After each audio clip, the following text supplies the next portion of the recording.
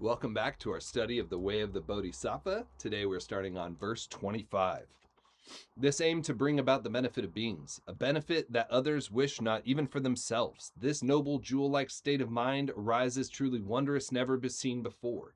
We talked before about how even Brahma and your parents, with their great wishes, was nothing compared to this bodhicitta. Brahma's famous for having mastered the four immeasurables, right? So he has infinite loving kindness, infinite compassion, infinite sympathetic joy, and infinite equanimity, but he doesn't have bodhicitta. What does that mean? It means that these things, as wonderful and merit producing as they are, he doesn't have the wish to establish beings in Buddhahood. So when you combine the four immeasurables with this intention to establish all beings in perfect Buddhahood, then you have bodhicitta. Then you have the real power behind this. And so you can see what a great claim they're making. It's not an insult on Brahma. It's saying that he has the best of the merit you can have of ordinary merit, but that even that is nothing compared to this bodhicitta.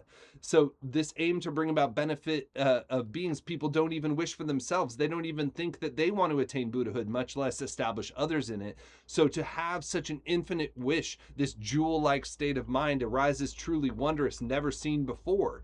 When we finally grasp this concept, as I said, it's such an unusual concept. It's almost strange that no one thinks of it, right? We only think of kind of lesser happinesses and lesser reductions of suffering, but we don't think about this ultimate aim of absolutely no suffering and all positive qualities. So to have this thought is something truly amazing that has arisen out of our lives, and we need to really take hold of it.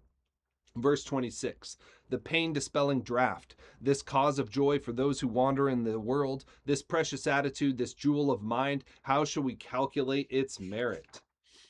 If the simple the simple thought to be of help to others exceeds in worth the worship of the Buddhas, what need is there to speak of actual deeds that bring about the weal and benefit of beings? It's saying that even all of your practices, your time on the cushion, your offerings made, your trips, your pilgrimages, all of this has nothing compared to the wish.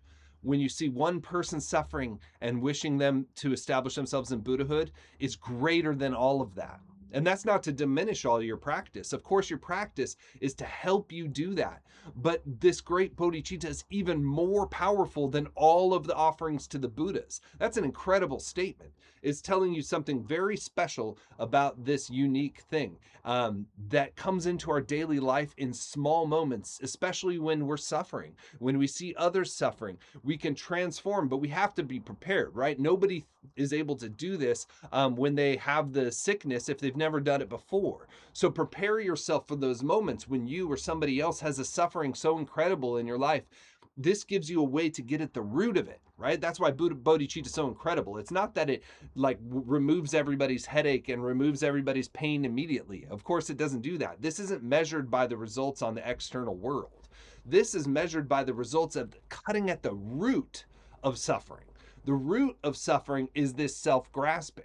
But bodhicitta uproots that for you and for others. And so that's why it's so amazing and is the cause of Buddhahood for all sentient beings. So we can establish this in our mind streams as our intention behind whatever activities we do. So like the four immeasurables are such an incredible practice, but if they're done with bodhicitta, they're infinitely greater. So we have to make sure that we have this infinite motivation. It really makes a difference. As I said last time, it's so easy to just say the words, to just have this bodhicitta aspiration be a verse we recite.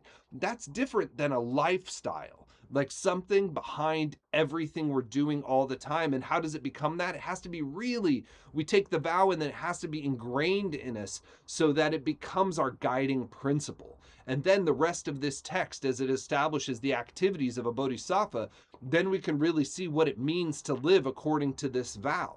But we have to take the vow in, and we have to understand why the vow is so much more than just the wish that people are happy or the wish that they're free from suffering. It's this destination of Buddhahood, this infinite aspiration that makes its potency so great.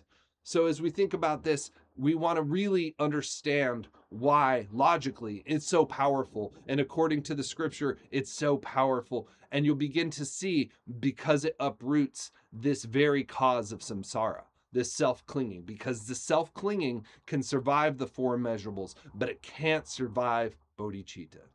I hope you're enjoying our study of the way of the Bodhisattva, and we'll see you next time.